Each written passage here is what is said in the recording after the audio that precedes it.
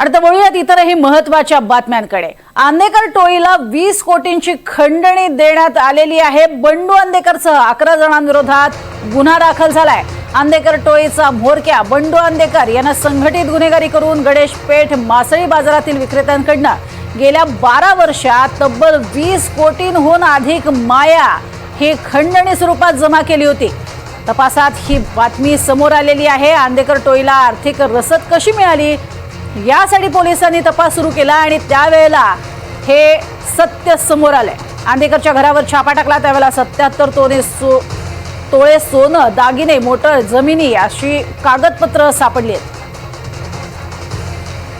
अधिक माहिती घेऊयात राहुल कुलकर्णी यांच्याकडनं। राहुल, एखादी मोठी घटना घडेपर्यंत, दुर्घटना घडेपर्यंत पोलीस जागे होत नाहीत, त्याचंच हे उत्तम उदाहरण म्हणायचं का? आणि त्याहून गमतीचा भाग असा की ज्या नानापेठ परिसरामध्ये ही आंदेकर टोळी ऍक्टिव्ह आहे तिथं काही लोकांनी होर्डिंग्स लावले त्यांच्या समर्थनार्थ, आणि ते होर्डिंग्स काढण्यासाठी महापालिकांनी पोलिसांना कारवाई करावी लागली। काल ते होर्डिंग्स हटवण्यात आले आणि मग असं दिसतं की गेल्या 20 वर्षामध्ये किती कमालीचं दुर्लक्ष ह्या टोळीकडे झालं होतं। साहजिक आहे, ज्या आंदेकर कुटुंबातनं 2 नगरसेवक राष्ट्रवादी काँग्रेसचे निवडून आले, महापौर पण होत्या त्यांच्या कुटुंबातल्या, तर ते एक कारण असावं का? पण तिथं जो मासळी बाजार आहे ज्याच्यावरती आता पोलिसांनी कारवाई केली, एक मासळी बाजार विक्रेत्यानं ही तक्रार दिल्यानंतर की 20 कोटी 12 लाख रुपये गेल्या 20 वर्षामध्ये त्यांनी कमावले। आणि इमॅजिन करा प्रज्ञा की हे एका मासळी बाजारमधलं आहे की ज्या मासळी बाजारमधल्या ह्या संपत्तीतनं 22 बँक अकाउंट, 77 तोळे सोनं आणि 20 कोटी रुपयाची खंडणी। तर मग इतर ठिकाणातनं ह्यांनी काय केलेलं असावं की ज्याच्याकडे आजपर्यंत कमालीचं दुर्लक्ष झालं होतं, आणि मग आता पोलीस तपासामध्ये नवनवीन गोष्टी बाहेर येत आहेत, तरी सुद्धा लोक होर्डिंग्स लावू शकतात।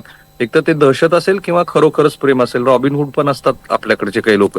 पण आता पुण्यामधली ही जी टोळी चर्चेत आहे ते कुटुंबामध्ये झालेल्या अंतर्गत वादातनं आजोबानं केलेली नातवाची हत्या आणि त्याच्या आधी बहिणीनं केलेली भावाची हत्या, आणि मग आता पोलीस ऍक्शन मोडवरती आलेत, कारवाया सुरू झाल्यात मोठ्या प्रमाणामध्ये, त्यांची धिंड काढण्यात आली।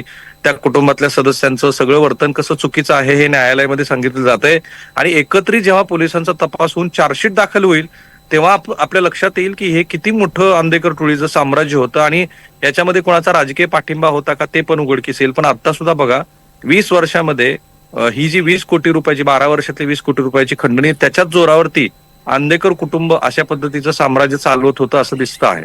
आणि महत्वाची गोष्ट, नानापेठेमध्ये यांनी फायरिंगचा सराव पण केला, म्हणजे हे अजून पोलीस तपासात आता नवीन उघड झालं की ही गोळीबार करण्याच्या आधी सराव कुठं केला, तर या नानापेठेमध्ये, अत्यंत गजबजलेल्या नानापेठेमध्ये त्यांनी सराव केला। कमाल आहे खरंय। आणि राहुल, या संदर्भात अनेकांनी तक्रारी केल्याही असतील, मात्र त्यांच्याकडे दुर्लक्ष केलं गेलं असणार आहे। जेव्हा एकाचा जीव गेला आणि तो घरातलाच व्यक्ती निघाला तेव्हा मात्र त्यावरती पोलिसांनी टाकलेला हा कटाक्ष तितकाच महत्वाचा आहे। येत्या काळात मोठ्या कारवाया व्हाव्यात हीच अपेक्षा आहे। तुर्तास धन्यवाद या संपूर्ण माहितीसाठी।